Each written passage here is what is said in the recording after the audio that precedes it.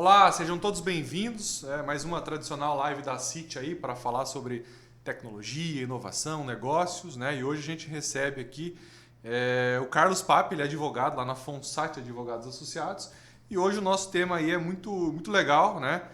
E certamente item de curiosidade aí para quem está nos assistindo, né? Internet, um universo sem leis. Não é bem assim, né? Até, inclusive, é uma pergunta o nosso título hoje aqui, né? Um universo sem leis? Não é, né, Carlos? Seja bem-vindo aí. Obrigado pela sua disponibilidade. E vamos aí, me diz aí, é um universo sem leis? Vamos lá, Márcio. Boa tarde. Agradeço o convite por estar aqui. É sempre um prazer estar na City, poder falar sobre um tema tão intrigante que já vem de um tempo para cá. Internet já faz parte da nossa vida, não é de hoje, não é de ontem, já faz uns anos e todo dia parece que tem coisa nova, um golpe novo, uma lei nova, alguma coisa nova, um aplicativo novo. Então tem que se manter atualizado, eu acho que é importante o assunto. Ele é vital nos dias atuais, tem muita coisa em alta acontecendo, envolvendo. E para responder outra pergunta, sendo muito objetivo, vale, e eu acho que vale até mais do que na vida real, porque a internet hoje é a nossa vida já, né? As pessoas brincavam que antigamente existia o mundo físico e o mundo virtual. Eu acho que não existe mais isso hoje. Na minha concepção, Só, né? o mundo virtual já é parte do nosso mundo físico, né? Mas essa é a minha visão de ver a internet, né? E sobre legislação, não tenha dúvidas. Tudo que vale para a internet, tudo que vale para o mundo real, físico, vale para a internet. E pelo contrário, tem até coisas que só valem na internet e que ainda nem valem Para o mundo físico, né? físico. Então não é um universo sem leis. De maneira alguma. Não pensem que dá para fazer qualquer coisa na internet aí que não vai ficar, que vai ficar impune e que não vai, né? E as leis do mundo físico, então, né? Assim, está habituado aí, todas elas valem para a internet. Se eu ofender uma pessoa na internet, dando moral. É nessa linha. Naturalmente. Né? O grande porém, o que as pessoas têm essa concepção, vale, não vale, é a questão de que fica muito impune. É muito difícil e a internet dá mecanismos para isso, a gente está amadurecendo, está aprendendo a usar ela. A questão de como que a gente acha muitas vezes para punir alguém. Ah, eu vi que alguém estava sendo ameaçado no Facebook. Ok, mas era por um perfil. E como que eu vou conseguir chegar nessa pessoa? Enfim, isso que dá a sensação, poxa, fui xingado na internet, não aconteceu nada. Ninguém foi atrás. Faz boletim de ocorrência, mas acaba que não... Não acaba não dando em nada. É que tem como identificar, né? Isso a gente sabe. Eu sou da área de tecnologia, sei. Dá para identificar, mas acho que as forças de segurança, é assim que eu posso chamar, ainda não tem os mecanismos fáceis, né? De fácil acesso, né? Acho que esse é o principal ponto que dificulta, né? Exatamente, você foi na veia da questão e eu acho que eu não vou jogar a culpa só para as forças de segurança. Eu acho que tem que colocar a culpa em todo mundo. É advogado, que às vezes não está preparado, não está habituado. Tem advogados, infelizmente, não porque é mais velho, não quer dizer que tenha conhecimento. Tem muito mais do que eu em internet, alguns. Só que tem alguns que não estão tentando se habituar. Juízes, promotores, entender, você fala, o que é uma porta de IP? É um termo para um leigo, digamos assim, para nossas mães, uma pessoa um pouco mais de idade já, que é uma coisa que fica, não é palpável, abstrato, né? Não fica uma questão concreta, aí você fala para uma pessoa que tem os seus 50 anos de idade, não, a gente precisa achar o IP daquela pessoa que te agrediu. Como assim? Agrediu virtualmente? Como isso? Eu já tive dificuldades em algumas oportunidades. Ah, não, vamos entrar uma ação porque está me denigrindo no Facebook, até no campo eleitoral, isso é enfim. Comum, principalmente na parte eleitoral. Aí eu pedia para a pessoa assim, me encaminha a URL da publicação. O cara não sabe o que eu estava falando grego. É uma questão assim que eu acho que falta amadurecer essa parte, todo mundo tem que amadurecer. Porque se você às vezes não tem um link, né, que é a URL, traduzindo para os nossos ouvintes ou espectadores, assistir, né? você não consegue identificar. Porque eu posso até pedir para o juiz com um print, tira um print ali da questão, fala assim, olha, aqui o Márcio me ofendeu, juiz. Quero que ele seja condenado a pagar a indenização. Aí o juiz vai pegar o print, pô, print bonito, hein? Tá retratando, ele te xingou mesmo. Mas onde está o URL? Onde está o link? Não Como que eu vou determinar a aquilo. remoção disso daí? Né? Então, essa é a complexidade da internet. E óbvio, aí a gente está no campo mais simples, a gente pode ir para o mais avançado. Gente que usa um VPN, né? Estamos falando um monte de sigla aqui, eu sei um pouquinho. Isso é bem interessante, porque eu sou da área de tecnologia já há 20 anos, pelo menos, né? Eu estou bastante habituado com isso, então eu conheço a fundo esses detalhes de IP, de servidor, de porta, de VPN.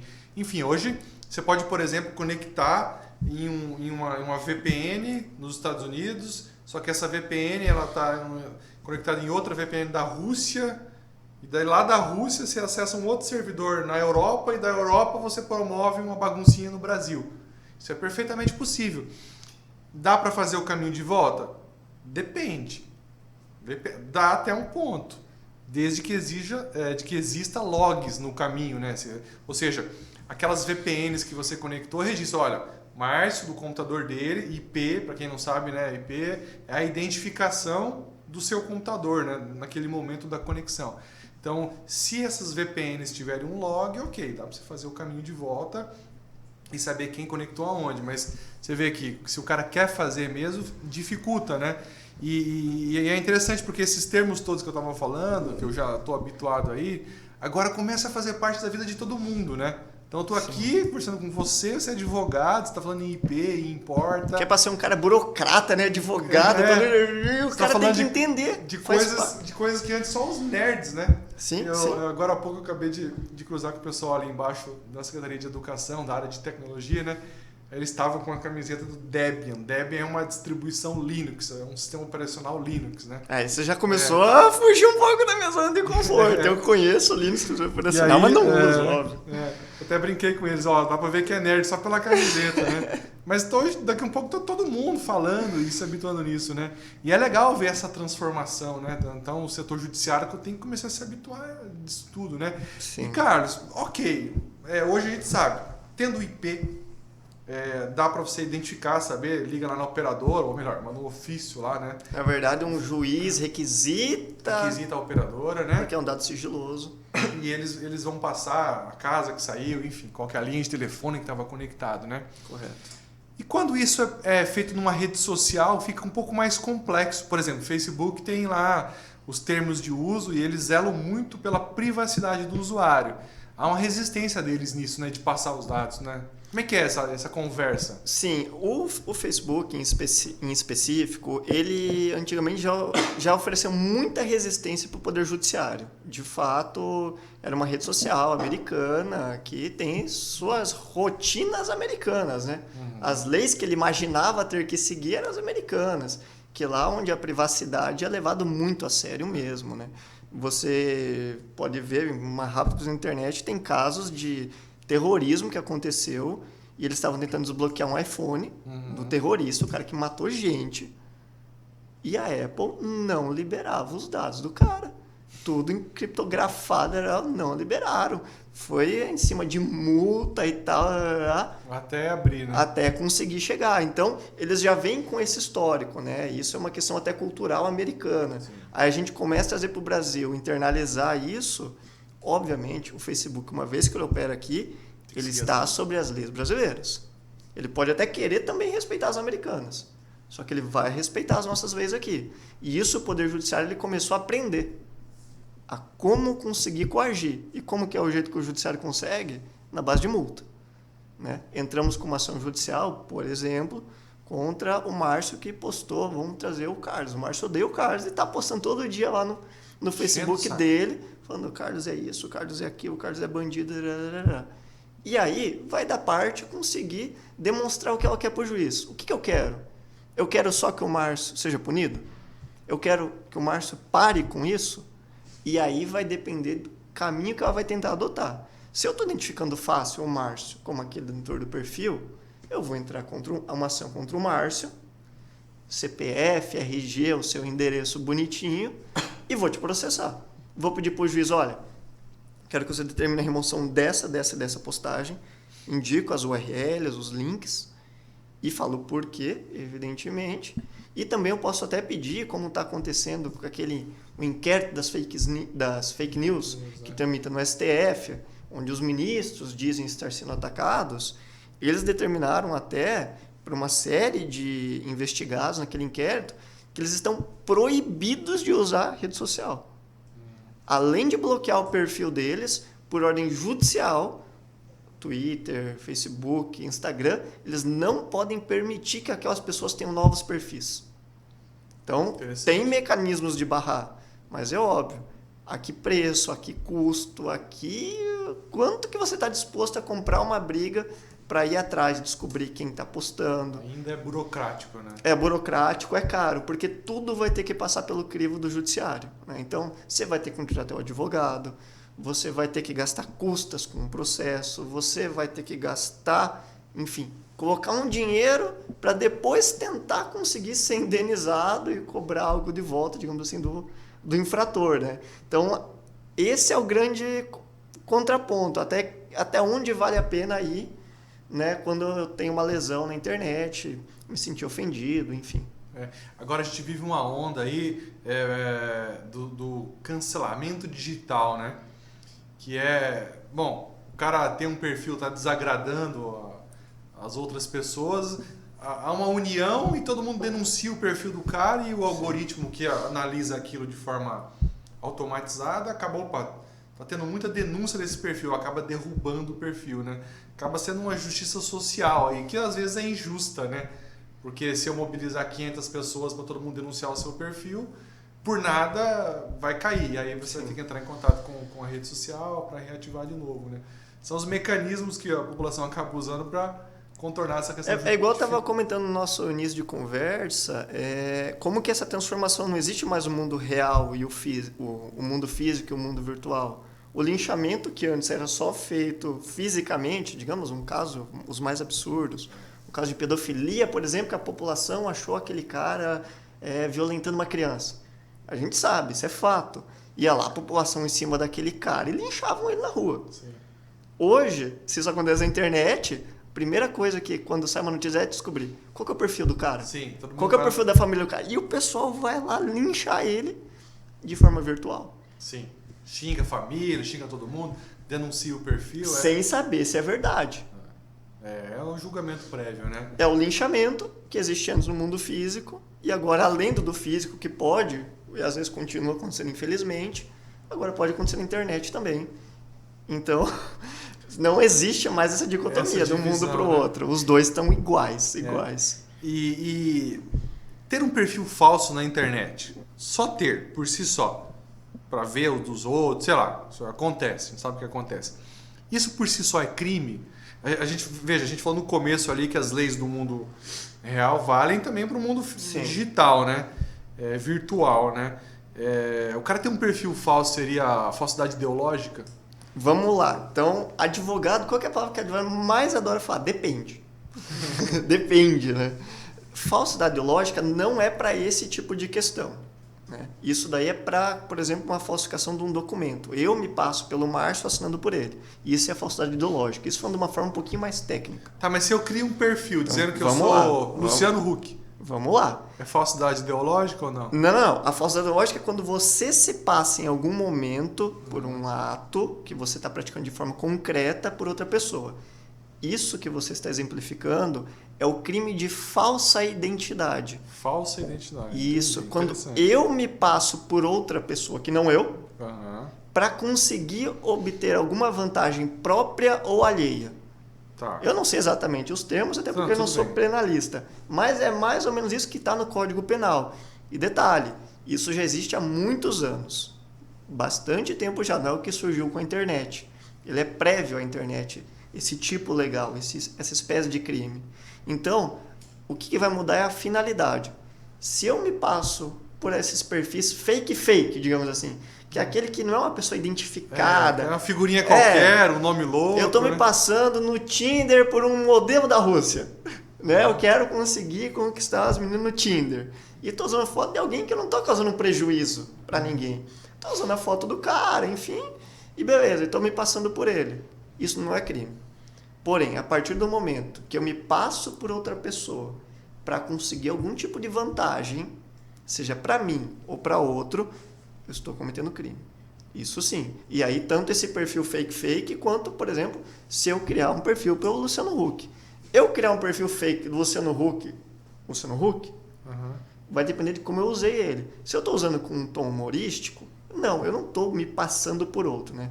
Sim. O tipo legal exige... Mas se eu me posicionar como Luciano Huck... Mas se eu tô me passando, eu chego para uma senhorinha que é fã do Luciano Huck e falo assim, você foi sorteada para o Lar do Ocevar. Eu vou te dar uma casa, mas eu preciso que você deposite 5 mil para a produção. Daí já começa a entrar estelionato. Além do próprio crime, eu estou cometendo também o crime de falsa identidade, né? Então, vamos tentar dar um exemplo só do crime de falsa identidade. Por exemplo, uma menina, que acontece, a gente vê adolescentes. Uma menina odeia a amiguinha dela da escola. Certo. Eu vou lá, crio um perfil em nome da minha colega e começo a me passar por ela, para tentar prejudicar a imagem dela, enfim, de N formas. Xingar outras pessoas, publicar coisas desagradáveis, para queimar o filme da menina que eu não gosto. Estou cometendo crime, estou me usando da imagem de outra pessoa para algum tipo de benefício. Qualquer. Saciar a minha vontade de causar mal para alguém. Então, isso pode ser punido sim. Entendi. Tá, e no âmbito eleitoral, por exemplo, a gente agora vai ter as próximas eleições aí, até que eleições federais é menos, mas na municipal acontece muito, né? O cara cria um perfil falso para adicionar o colega, o fulano, o beltrano, para poder acompanhar, monitorar, ver qual é a movimentação. Comum. Isso é crime? Não necessariamente. Porque ele só está usando o perfil falso para conseguir se posicionar na internet. Mas ele não está se passando por outra pessoa com alguma finalidade específica. Ele só tem o perfil dele. Isso não é crime. Entendi. Então é um troço... É muito... uma linha tênue. Depende. É muito tênue. É muito tênue mesmo. A indicação é não criar perfil falso, né? É o que eu aconselho. De preferência, né? De preferência, crie só o perfil que você é essa pessoa e se passe por ela. Mas é legal isso aí, porque você vê, a gente... As pessoas pensam que não tem lei na internet, né? O cara cria um perfil falso, começa a adicionar, daqui a um pouco começa a conversar com as outras pessoas, né? E, tem que ter cautela, porque pode dar problema, né? Alguém um dia pode ir na delegacia e essa questão, desculpa te cortar, essa questão que você comentou eleitoral, eu já me sinto um pouco à vontade de falar, trabalho nessa área. Foi muito interessante algumas questões que vimos nas últimas eleições, porque a lei ela tem tentado ser o mais rígida possível com a questão de publicidade na internet. E um dos requisitos para um candidato ou partido fazer propaganda na internet é que ele registrasse na Justiça Eleitoral, informasse para a Justiça que site, que perfil, que canal do YouTube ele utilizar. Por quê? Se o Carlos cria um perfil 2, porque eu já tenho muito amigo no Facebook, para publicar, vote no Carlos na próxima eleição porque ele é legal. Eu estou cometendo um ilícito. Isso, óbvio, do ponto de vista eleitoral. Porque é para a justiça conseguir ter o filtro. Só é verdadeiro aquilo que sair do perfil que eu registrei na internet. Aquilo que saiu fora, eu já estou presumindo que é falso. E eu, uma vez que me senti ofendido, tem um perfil me fazendo propaganda para o Carlos. Mas eu não autorizei. Eu vou lá e ingresso com uma ação contra aquela pessoa. Entendi. Mesmo que seja uma propaganda benéfica para mim, porque eu posso ser punido. É até uma proteção para o candidato, né? Porque se alguém pode criar um perfil no nome dele, pode criar um perfil no nome dele e começar a falar bobagem e tudo mais, né? Exatamente. Porque você protege os dois lados, tanto o candidato quanto o eleitor, porque o eleitor vai ter a certeza que tudo que ele vê, certeza entre aspas, tudo que ele vê na internet relacionado à campanha daquela pessoa está sendo publicado por um dos canais oficiais dele. É válido, né? E já tem um prévio filtro. Óbvio, aquela pessoa pode cometer irregularidade, ser sancionada, sem nenhum problema. Mas já tem um prévio filtro, não é qualquer coisa, né? Não adianta, né, cara? Vai sendo regulado, né, as coisas, né? Vai acontecendo, a justiça começa a se deparar com os primeiros casos e vai começando a regular, a fazer valer as leis que já existem, enfim, a coisa vai se ajustando. Que tem que ser, né? Se não tiver normativas, fica muito bagunçado, né? Uma grande reclamação das últimas eleições, e isso já vem da última presidencial, é que se alega muito o uso de WhatsApp de forma indiscriminada. E esse é um porém que a justiça, a legislação ainda não conseguiu resolver. Não tem solução para isso. Porque uma vez que você começa um compartilhamento em massa no WhatsApp, é praticamente, você que é da área, é impossível achar uma fonte de onde partiu aquilo e como que eu paro. Eu dou uma ordem para o WhatsApp, você está proibido de deixar circular tal mensagem. Não tem como. É inexequível. Eu não consigo nem cumprir uma ordem dessa. Então, isso ainda vai depender do... Não sei. Isso vocês da informática. Aí vão ter que inventar como conseguir barrar. Por exemplo, imagina que eu estou no WhatsApp me utilizando de diversos grupos e disparo para divulgar uma informação absolutamente mentirosa sobre você. Falando que o Márcio matou alguém ontem. E todo mundo começa a compartilhar. Se propaga muito rápido, né? Como que eu paro isso? Hoje não tem resposta.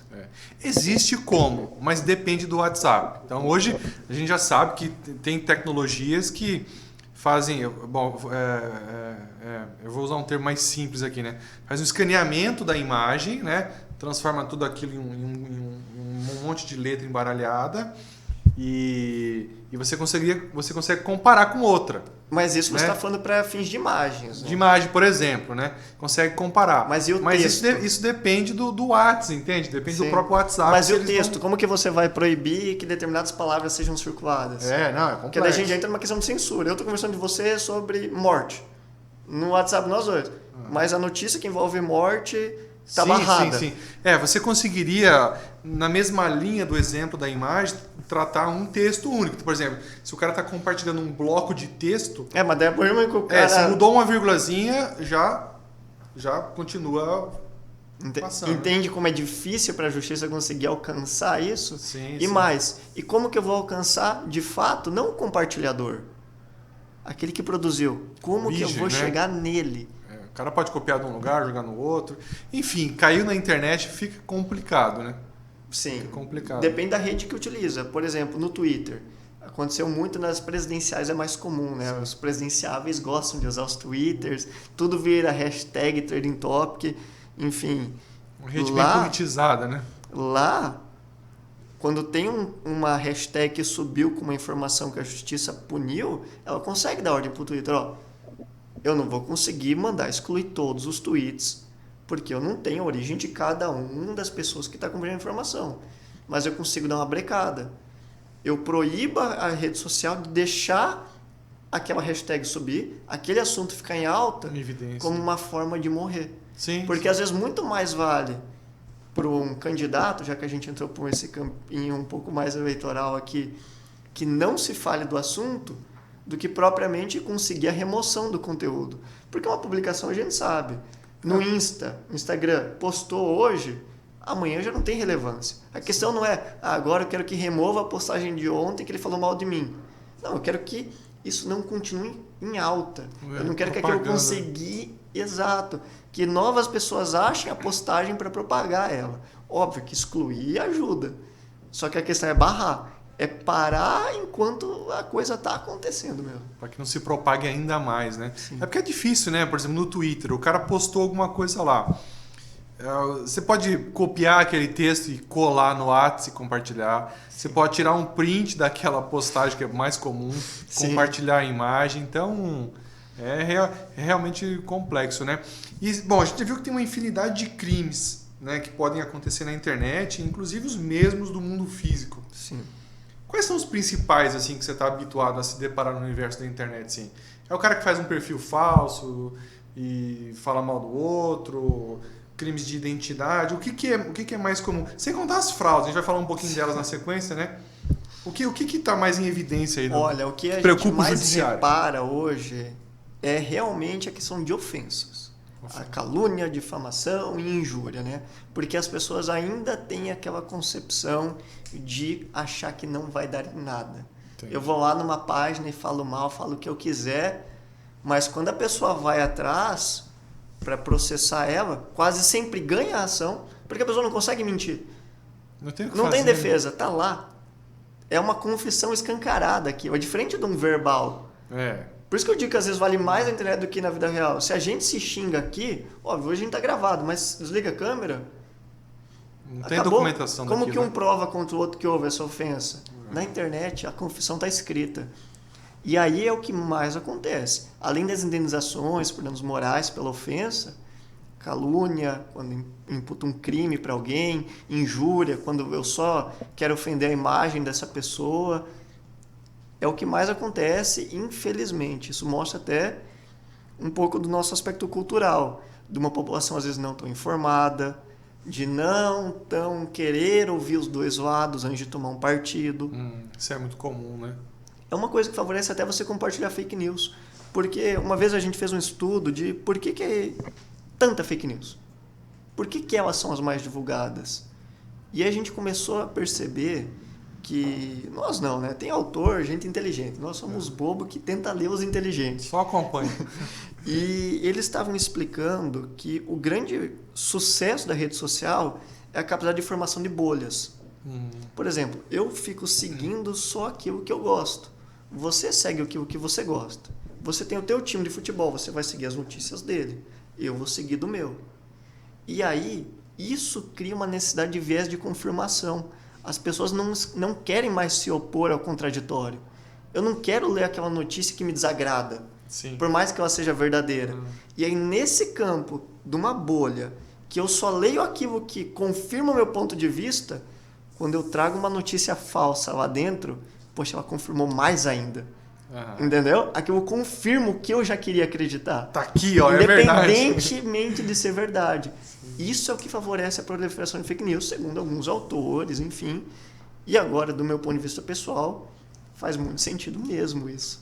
Eu vejo, a minha mãe, ela entrou no mundo digital aí não tem muito tempo, sei lá, 5 anos, um pouco mais. Com todo talvez. respeito às mães, mas mãe na internet é um espetáculo. Sim, né? sim. É um espetáculo. E aí eu vejo ela chega me contando as coisas, né, cara? Contando coisas que eu escuto um absurdo, né? Sim. Tipo, e eu brinco com ela, falo assim, tá na internet? Daí ela fala, tá. Eu falei, então é verdade. Então... Eu com a minha mãe, a gente desenvolveu uma tática assim. Eu falei, mãe, tudo que você vê no teu WhatsApp ou no Facebook, você tem que partir da premissa que é mentira. Isso, falei do depois, né? Viu no Facebook ou no WhatsApp, é mentira. Aí você pesquisa no Google. Aí hoje em dia ela até faz assim, ela vê alguma coisa e me encaminha. É verdade isso? Ou me mostra, isso aqui é verdade mesmo? É porque... Falei, joga no Google, mãe. Eles não entendem que tem gente sim que produz é aquilo, maldosa, que coloca né? na internet. O cara vê, não, tava num site aquilo, é verdade. Sim. Cara, hoje qualquer um faz e é nesse contexto que daí eu acho que surge o segundo grupo de crimes, digamos assim, que mais acontece, que daí são os golpes. São os golpes. Que eu acho que é a tua próxima pauta. Só antes queria te perguntar uma coisa que tem a ver com o que a gente tá falando agora, né? Se eu criei um grupo, tipo esses grupos de bazar que tem em Toledo, por exemplo, que é super movimentado, né? Eu criei esse grupo de bazar. Alguém publicou... E você é o administrador. Alguém publicou alguma coisa lá e aquilo gerou uma confusão, uma briga, uma discussão, ou alguma coisa falsa. Eu, como dono do grupo, me responsabilizo por isso? Aí já estendo a pergunta. Eu, como administrador de um grupo de WhatsApp, deu uma confusão lá dentro. Se xingaram, sei lá, ocorreu um crime qualquer. Eu sou responsável? O que advogado fala? Depende. Em regra, não. Em regra, aquele que cometeu o seu ilícito responde por ele.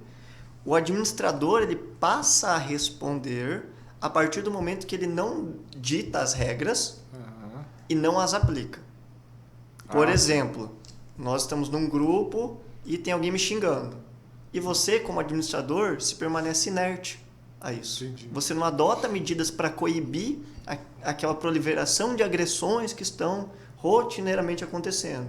Aí sim, você pode vir a ser responsabilizado junto com o agressor, né? Porque tinha o poder de resolver aquilo, de fazer cessar e não fez, né? Isso mesmo. Você assume essa responsabilidade. A partir do momento que você é o administrador, a justiça vai entender que você tem que fazer valer o que significa aquela palavra. Administrador é aquele que administra. Se você não administrou, você está sendo complacente. Vai responder junto, né? Vai responder junto no processo. Legal. Fica uma dica, então, para quem está assistindo aí, que administra grupo de WhatsApp. Começou a briga, remove. Ban. Resolve na hora, né? Legal. E os crimes financeiros? Aí tem de monte, né? Ontem mesmo eu li era um vídeo. O cara clonou o WhatsApp, vamos falar já disso, e chamou o outro para... fulano, se fingindo que era o amigo dele, né? Você consegue me mandar R$300, se eu não me engano? E o cara sacou que... esse cara não vai me pedir dinheiro, né? Sim. E sacou que era brincadeira. Daí ele começou a enrolar o golpista ali. Falou, bicho, eu tô na rua agora, tô sem crédito para acessar o app do banco.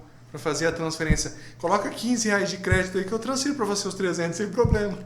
E o golpista colocou o crédito. Espetáculo. Colocou o crédito, muito engraçado. Então, tem um monte de golpe, né? Vamos falar dessa clonagem do WhatsApp? Isso é incomum hoje, né? Bem comum, né? Olha, nas últimas eleições, voltando de chato falar de direito eleitoral, mas é a nossa realidade, o que aconteceu com um cliente nosso? Candidato, foi clonado o WhatsApp dele. E aí a gente teve que meio que começar a investigar como que conseguiram chegar nisso. Era da TIM, a operadora dele, e a gente descobriu que foi feito lá em São Paulo, São José, não sei o quê, lá em São Paulo, que com a ajuda, infelizmente, de um humano, não foi só através do mundo virtual, de um funcionário da TIM, de lá, ele conseguiu comprar um chip virgem, sem nenhum número, e conseguiu, aí já não sei como, os dados dele para cadastrar o número naquele chip. Então o número ficou por um curtíssimo período no mesmo, 2 números em chips diferentes. Ele conseguiu fazer o envio de recuperação do WhatsApp cair no celular dele, no do golpista, e habilitou lá o WhatsApp. E como que o cara conseguiu? Para fins políticos ou por acaso? Foi por acaso. Aparentemente seria para um golpe natural, pelo menos não vimos para fins políticos o golpe para isso. Parece que foi um acaso mesmo, que deu azar de ser um candidato no meio da campanha, ter que dar um break e resolver isso, polícia, boletim de ocorrência, enfim. E aí, o grande porém é que como ele não tinha a confirmação de 2 fatores, a partir do momento que o número solicitou a habilitação no WhatsApp no outro aparelho, ele conseguiu se habilitar, ele recebeu o SMS de confirmação e ponto. Desabilitou o WhatsApp dele aqui. Na hora. Caiu o WhatsApp dele, porque, se já tem um lá, o WhatsApp, por uma questão de segurança, desabilitou o do verdadeiro dono. E aí ele já viu que deu problema. Aí tivemos que acionar o WhatsApp, mandar ofício para ele, enfim, até conseguir recuperar a conta dele. Tem caminho, essa é a parte boa. Tem como.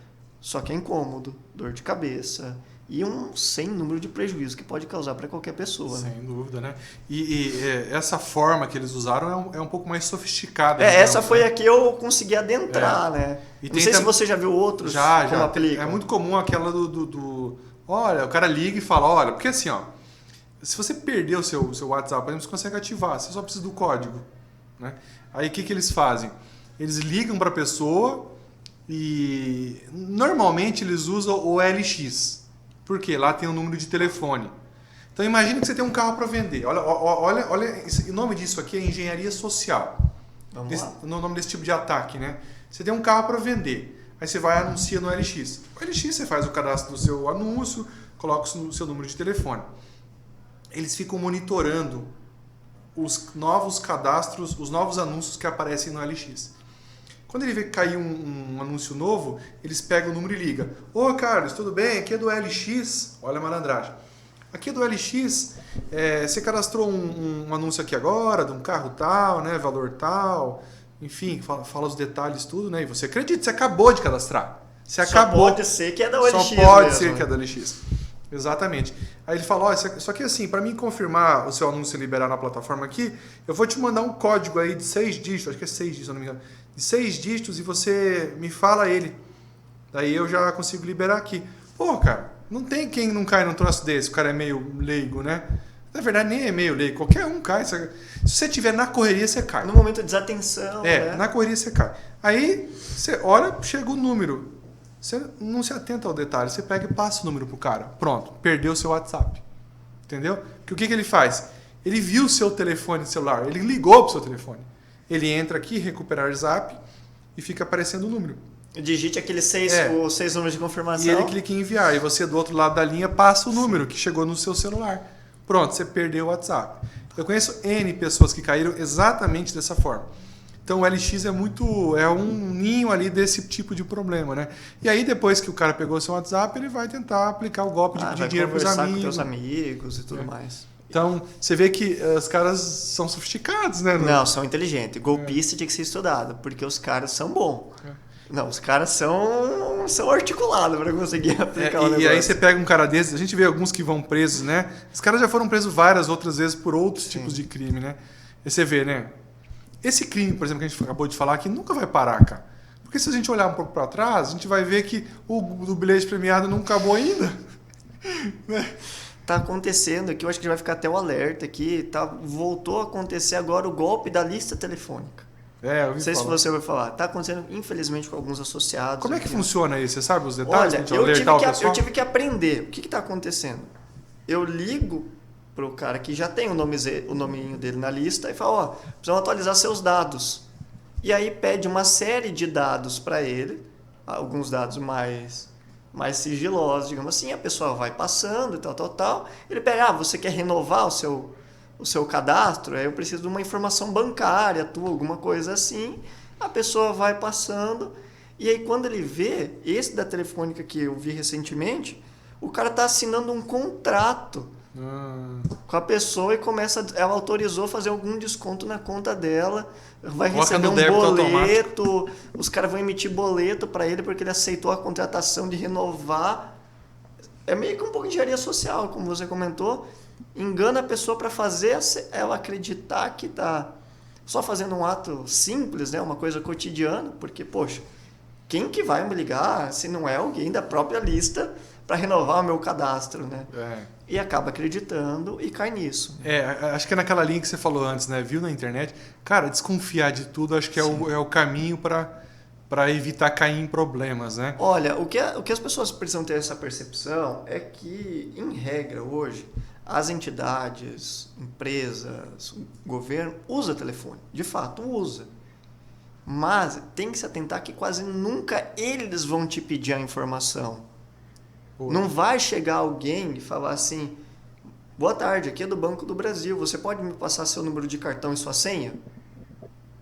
Não faz sentido. Não faz sentido. Eles têm esses dados.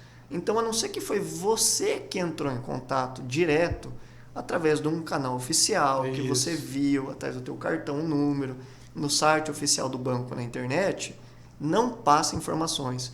A não ser que você está suspeitando muito que realmente é real aquilo, toma um cuidado muito simples. Pode assim, me envia por e-mail isso, então.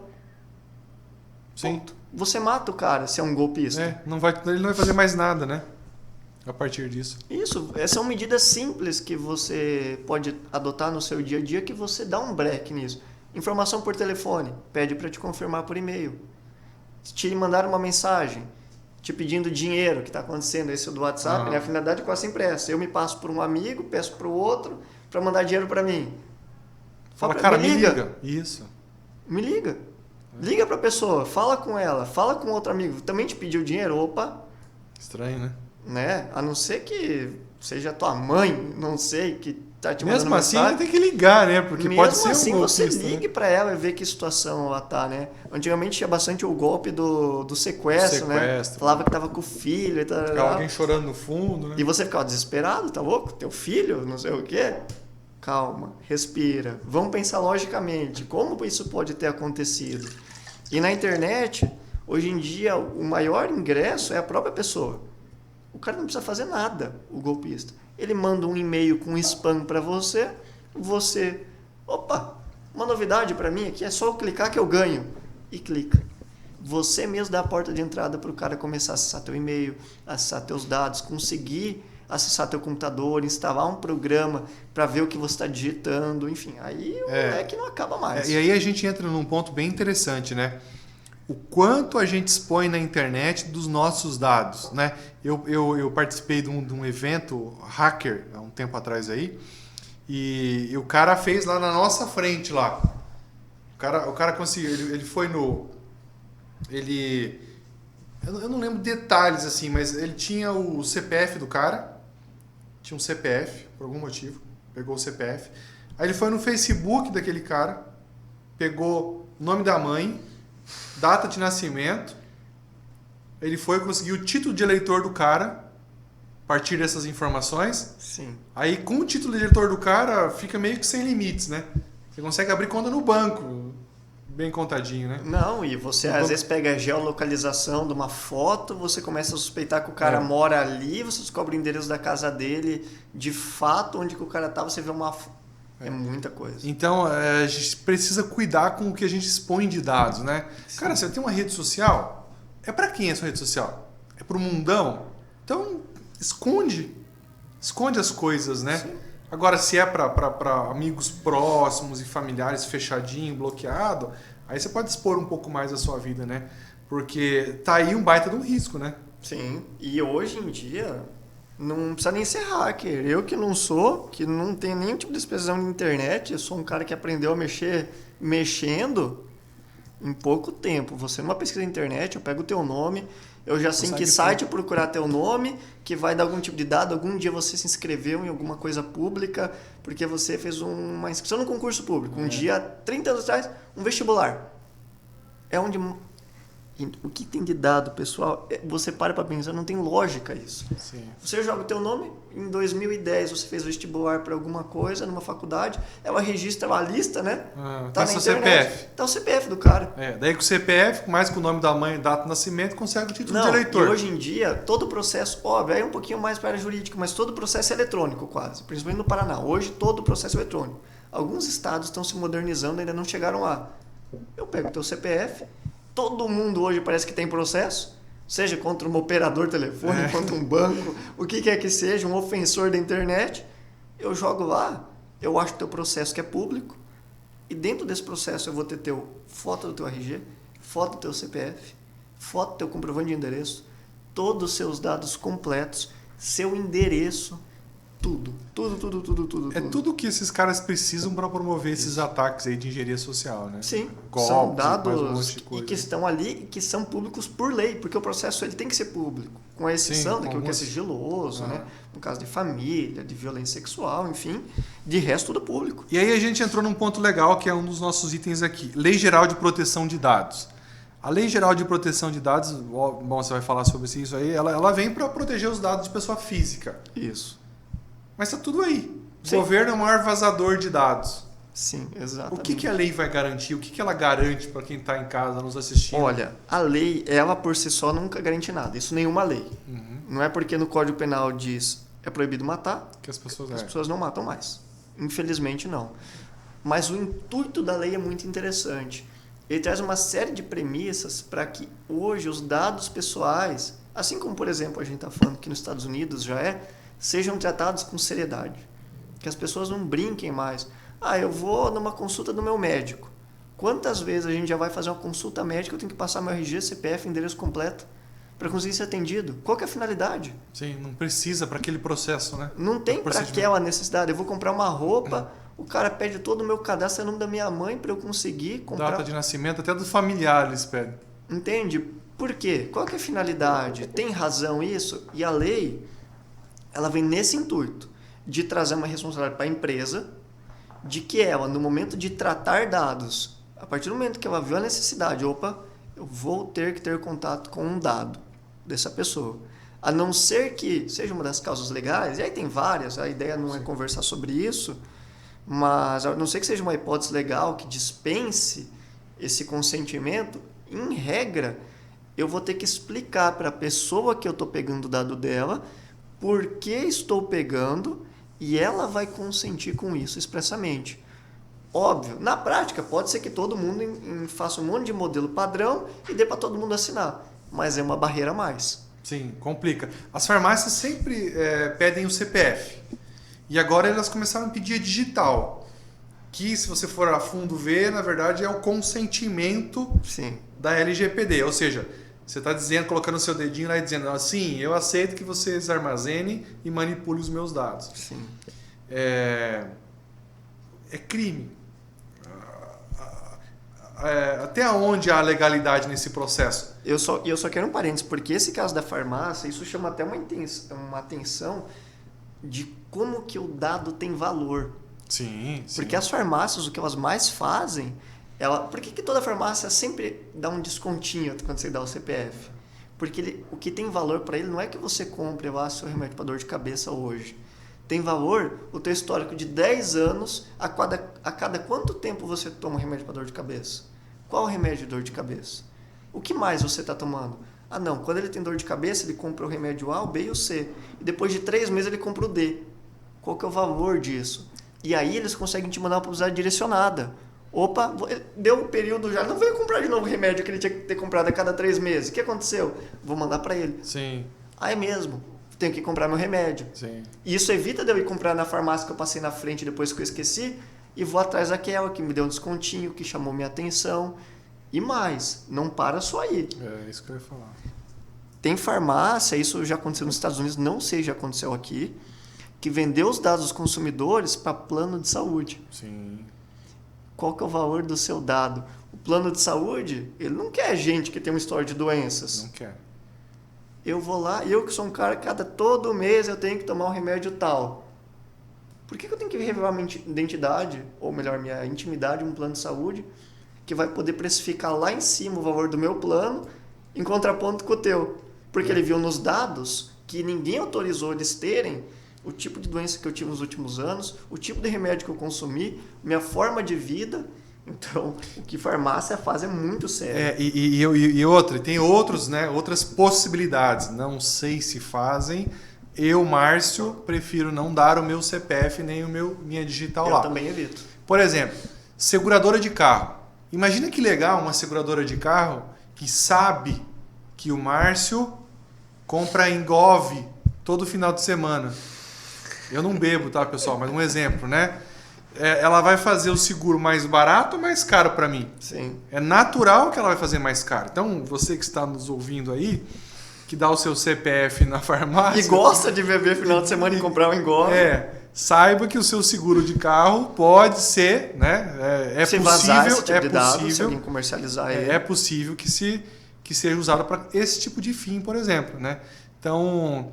E aí que a gente começa a entender a importância da Lei Geral de Proteção de Dados, né? Ela Sim. precisa realmente proteger o cidadão que, legal, eu quero dar o meu CPF na farmácia para ter o meu desconto, pagar mais barato, show de bola. Esse é o ponto da lei, Marcos. Esse é o ponto da lei, porque a partir do momento que eu dou o consentimento para conseguir o desconto, legal, eu dei para conseguir o desconto.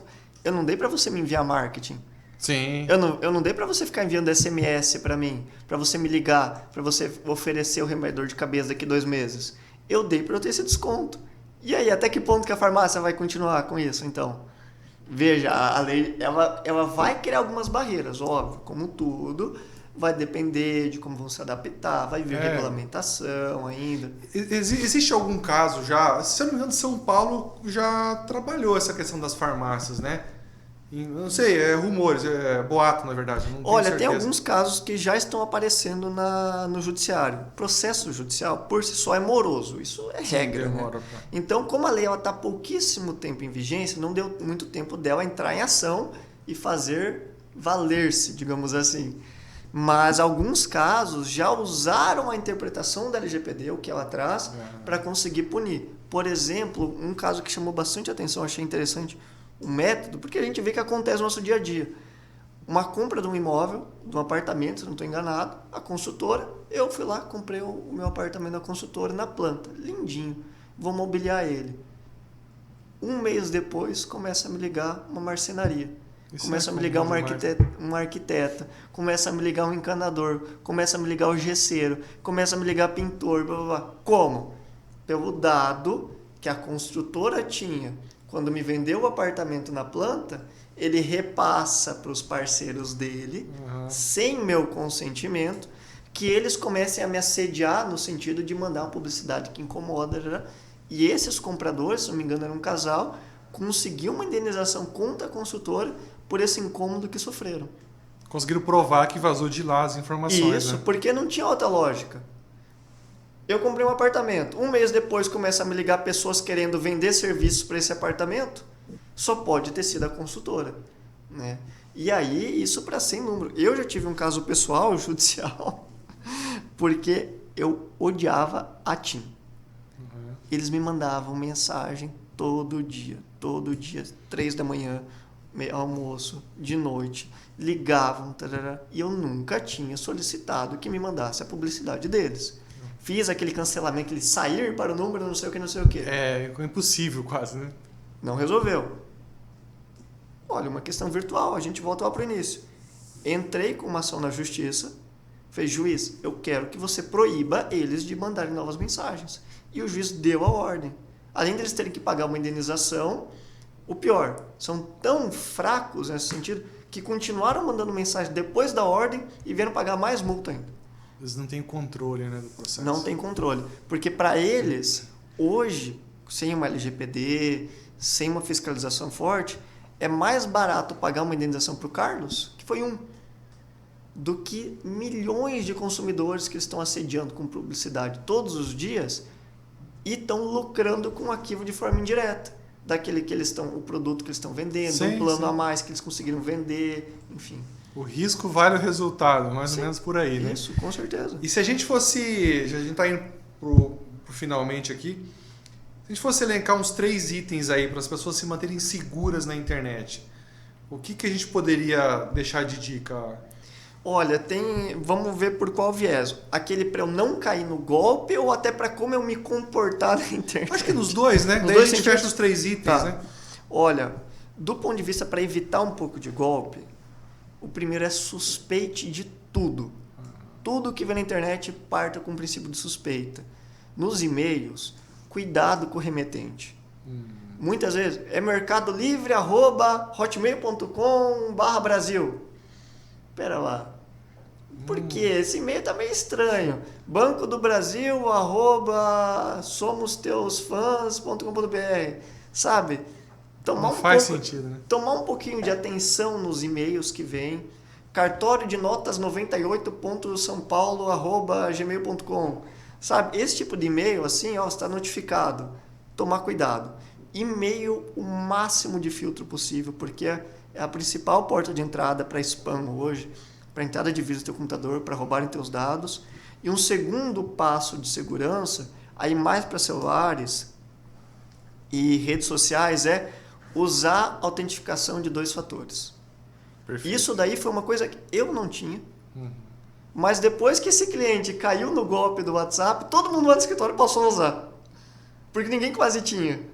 Porque é uma coisa que você barra. Porque a autenticação de 2 fatores, você pode até explicar melhor que eu, funciona um duplo check. Uma dupla checagem, basicamente. De segurança. Além de eu enviar os 6 dígitos do WhatsApp, eu tenho que mandar um e-mail para confirmar fulano. Clicar.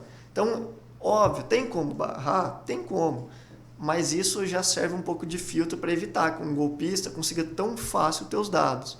Então, usa isso para Facebook, para WhatsApp, para Instagram, enfim, onde tem essa possibilidade de fazer 2 fatores, utilize. E as redes sociais, a gente não se atenta, mas elas têm um monte de barrinha quando a gente clica lá.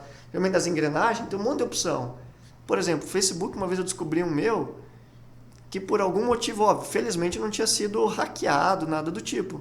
Mas eu estava fazendo essas autenticações, colocando uns fios de segurança, mudando senha, e eu descobri que por algum motivo, acho que em Itajaí, Santa Catarina, alguém tinha logado no meu Facebook. Olha só. Ou melhor, tentado logar. E aí eu já dei um desconectar todos os dispositivos, enfim. Então, as próprias redes sociais já têm alguns mecanismos. Já. Principalmente Facebook, Instagram. Né, que são os mais visados, né? Então, essas são as dicas principais, assim, para evitar. Suspeite de tudo, leia com atenção, não clique em nada no impulso. Gente... Evitar a exposição de dados, coloca só o que for preciso. Quase todo dia eu recebo. A nota fiscal do seu produto foi emitida. Não comprei nada, vai clicar naquilo, né? Por que eu vou clicar? É que o ser humano tem a de curiosidade, né? De ver. É que você falou, é só parar para analisar. Peraí, eu não comprei nada, né? Sim.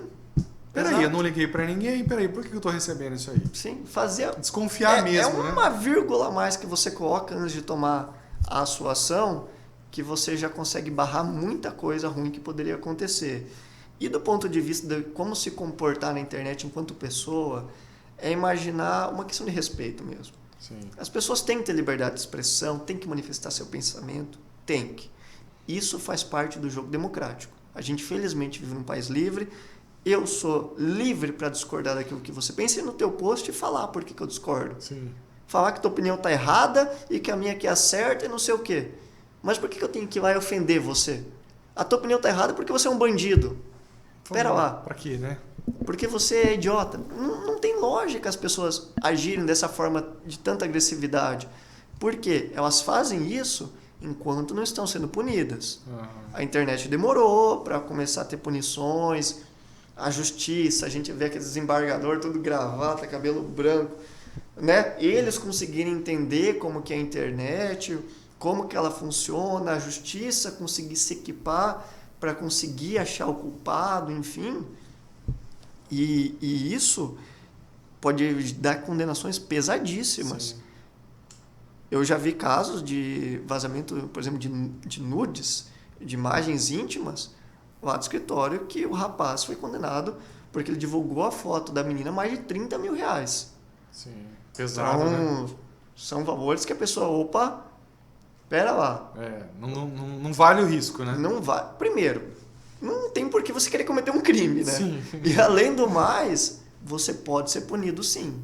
Tem que ter um pera lá, tem que colocar um pouco o pé no freio para deixar esse ambiente, sabe? Você comentou que o Twitter é uma rede, eu uso só para ver notícia, eu não tweeto. Mas eu acho uma ferramenta incrível para conseguir tem gente informar. muito inteligente lá, é bem politizada, assim, fala-se muito sobre política. E para você conseguir lá uma fonte de informação mais neutra. Por exemplo, o que te impede no Twitter seguir o Lula, seguir o Bolsonaro, seguir o, sei lá, o João Amoedo, seguir o Sérgio Moro, o Luciano Huck, a Marina Silva? Sim. Eu vejo direto na fonte o que cada um deles pensa, o que cada um deles está postando, né? E eu consigo daí formar o meu próprio juízo de valor. Eu filtro um pouco, ou melhor, eu saio um pouco daquela bolha, que eu estava falando da fake news. No Facebook, né? De ficar naquela, meu Deus, todo mundo está falando a mesma coisa sobre diferentes temas, mas é sempre o mesmo viés. É aquilo para confirmar um ponto de vista. Vamos ler os pontos diferentes. É perfil da rede social mesmo, né? Facebook Sim. tem essa linha mesmo de bolha. Instagram, mais ou menos, mas de forma mais leve. Twitter já não. E acho que assim vai indo, né? É a dica que dá para dar. Então é isso. Tente ser mais respeitoso na internet, porque pode ser punido. E também tente conseguir se informar de diferentes fontes. E quanto mais antagônicas, melhor. Leia aquilo que te desagrada, porque é assim que você aprende. Quando eu só leio aquilo que confirma o que eu já sei, eu não vou aprender coisas novas. Sim, tá tudo eu vou bem, confirmar, né, que eu sou o certo, que eu sei tudo e que eu tô correto. Eu não vou conseguir evoluir. Perfeito. Enfim, essa eu acho que é a dica de hoje. Legal, não, show de bola. Ficou meio palestrinha, não é a ideia, mas eu acho que é importante conseguir espalhar esse tipo de ponto de vista. Não, sem dúvida, é importantíssimo. Acho que a gente conseguiu cumprir com a nossa... Acho não, tenho certeza, né? Cumprimos com a nossa missão hoje aqui de falar um pouco sobre a internet, né? Mostrar que não é um universo sem leis, que as leis do mundo físico são válidas para o mundo digital também, que é preciso ter cautela, que é preciso ter respeito e que o judiciário, eu acho que talvez a principal mensagem é que vem avançando nesse sentido. Sim. E cada vez mais a internet vai ser um local regrado, né? Sim. Onde os dados serão respeitados, as pessoas vão respeitar de forma obrigada, mesmo aquelas que não queiram os outros, né? Assim, e é isso aí. E como você falou no começo, não existe mais, eu até concordo com o termo, né? Não existe mais dois universos, é um universo só. E a gente tem que aprender a conviver nesse mundo todo aí. Numa próxima oportunidade, vamos falar um pouco mais voltado... Hoje o foco era esse mesmo, né? Ok. Pessoa física, enfim, né? Internet. Mas o universo das empresas também tem uma série de detalhes na internet relativo às leis de consumidor, enfim, sim, né? Sim. Que daria mais uma hora de conversa aí. Mas, Carlos, obrigado pela participação, imagina, pelo nosso bate-papo hoje aí. Sem dúvida a gente conseguiu fazer entrega do que a gente se propôs aqui. Que bom, fico feliz de ouvir isso. Semana que vem tem mais. Daqui uns dias a gente vai bater mais um papo aí sobre esse tema voltado mais para a empresa. Mas obrigado mesmo aí pelo... Eu que agradeço mais uma vez o convite. Foi realmente muito divertido conseguir estar aqui, conversar um pouco de maneira mais informal. A gente que é advogado tem que ficar usando termo jurídico o tempo inteiro. Espero que tenha sido compreensível para todos. E o que não for, deixa o meu contato ali. Quem quiser pedir, tirar uma dúvida, vai estar a caixa de e-mail aberta, não manda spam. Vai estar aberta para receber qualquer tipo de dúvida que ficar das minhas conversas. Maravilha. Obrigado, pessoal. Obrigado a todos. Até a próxima. Valeu.